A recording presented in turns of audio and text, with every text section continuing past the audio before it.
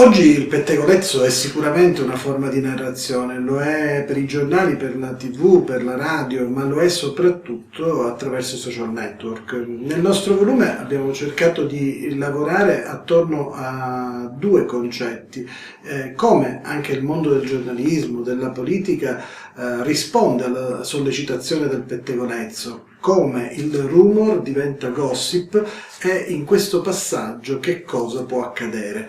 Il giornalismo certamente ha abbandonato quello che nel passato era una regola ferrea, pubblicare solo quello che è corroborato da verità e quindi avere una fonte certa.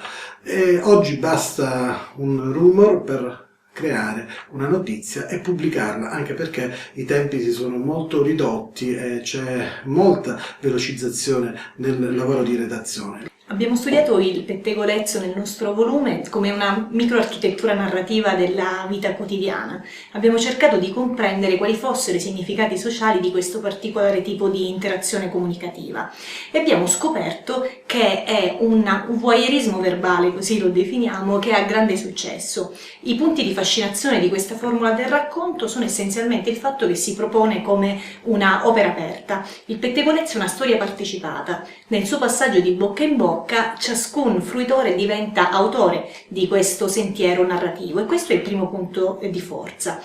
Diciamo che una parte del volume è anche dedicata a studiare la spettacolarizzazione del pettegolezzo, che diventa nei nostri palinsesti televisivi un vero e proprio nuovo format che affascina profondamente tutti gli spettatori.